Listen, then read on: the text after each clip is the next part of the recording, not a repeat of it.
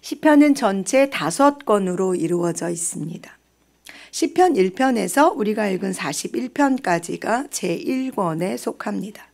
시편 1편의 시작이 복 있는 사람은 이라고 시작하고 있고, 우리가 읽은 41편은 가난한 자를 보살피는 자에게 복이 있으며 라고 기록되어져 있습니다.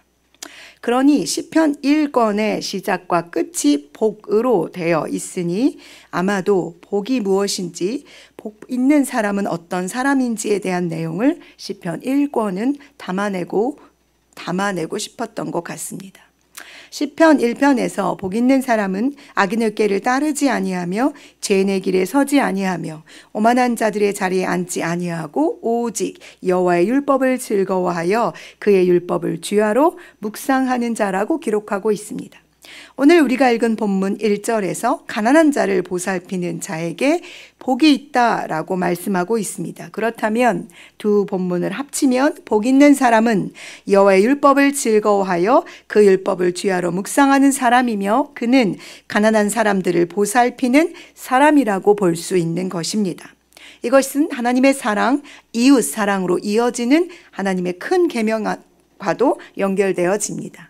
잠언 14장 21절에는 이웃을 업신여기는 자는 죄를 범하는 자요 빈곤한 자를 불쌍히 여기는 자는 복이 있는 자라고 기록하고 있고, 잠언 19장 17절에는 가난한 자를 불쌍히 여기는 것은 여호와께 꾸어드리는 것이니 그의 선행을 그에게 갚아 주시리라 라고 기록하고 있습니다. 즉 성경은 가난한 자를 돌보는 것과 복을 연결시키고 있는 것입니다. 누가복음 10장 25절 이하에는 어떤 율법 교사와 대화하시는 예수님의 모습이 등장합니다. 이 대화의 주제는 누가 나의 이웃인가입니다. 우리가 잘 알고 있듯이 예루살렘에서 여리고로 내려가던 어떤 사람이 강도를 만났지요. 제사장과 레위인은 그를 그냥 지나갑니다. 그러나 이때 어떤 사마리아 사람이 그를 보고 불쌍히 여겨 도와줍니다. 가난한 사람을 보살피는 자, 고난을 당한 자를 불쌍히 여기는 자, 그를 주님은 너의 이웃, 참 이웃이라고 말씀하고 계시는 것입니다. 이는 요한복음 13장 34절에서 35절에 새 계명을 너희에게 주노니 서로 사랑하라. 내가 너희를 사랑한 것 같이 너희도 서로 사랑하라. 너희가 서로 사랑하면 이로써 모든 사람이 너희가 내 제자인 줄 알리라고 말씀하신 예수님의 사랑의 계명을 향해 달려가고 있습니다. 이것은 어떤 행위를 위한 행위가 아니라 사랑에서 우러나오는 긍휼을 말하는 것입니다.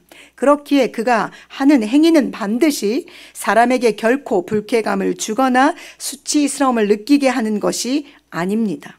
그래서 때로는 왼손이 하는 것을 오른손이 모르도록 하는 것을 말하기도 합니다.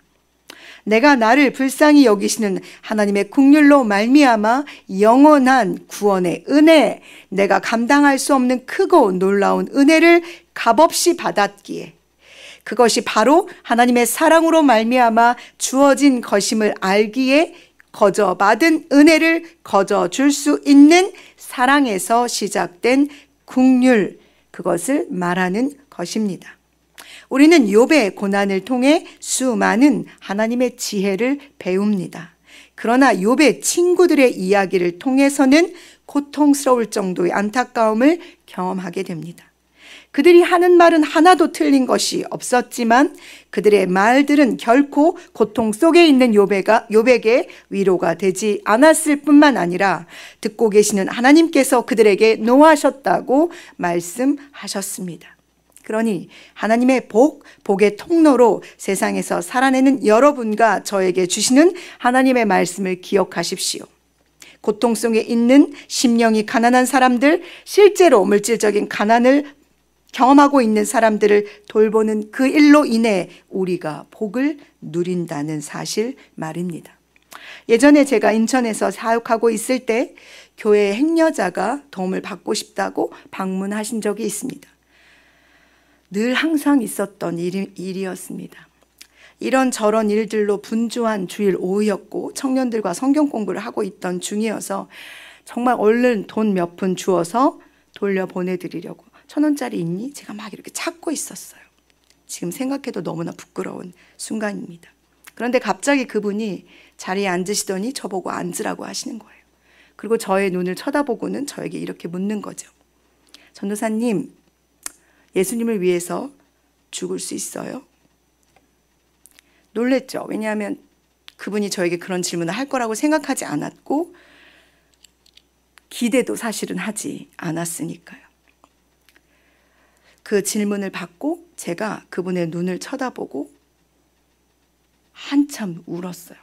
나중에 엉엉 울었어요. 청년들이 옆에서 보고 있는데 사역이 사역으로, 말씀이 그냥 말씀으로 굳어가고 있던, 습관적인 사역을 하고 있던 순간에 주님이 저에게 다시 물으시는 것 같았습니다. 너 나를 위해 죽을 수 있니? 그리고 제가 그분에게 조용히 대답했죠. 그럼요.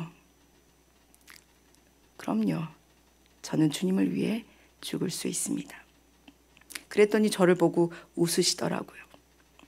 1,000원짜리 몇 장을 쥐어 돌아가게 하시려고 했던 제 마음이 바뀌어 봉투를 찾아 제가 갖고 있는 모든 것을 담아 애들 것도 뺏어서 그 봉투에 담아 드렸습니다.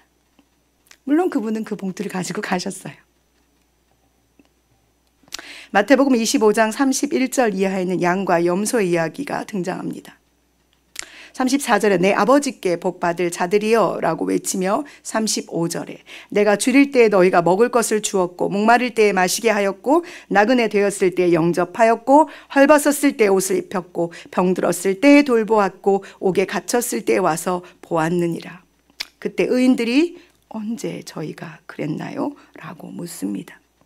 40절에 임금이 대답하여 이르되 내가 진실로 너에게 이르노니 너희가 여기 내 형제 중에 지극히 작은 자 하나에게 한 것이 곧 내게 한 것이니라고 말씀하십니다.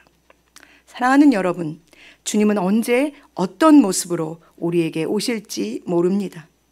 우리에게 가난한 자들을 보여주시고 그들을 우리가 걸어가는 삶의 길에 허락하시는 이유는 우리에게 거룩하신 예수님을 영접할 수 있는 기회를 허락하시는 것입니다.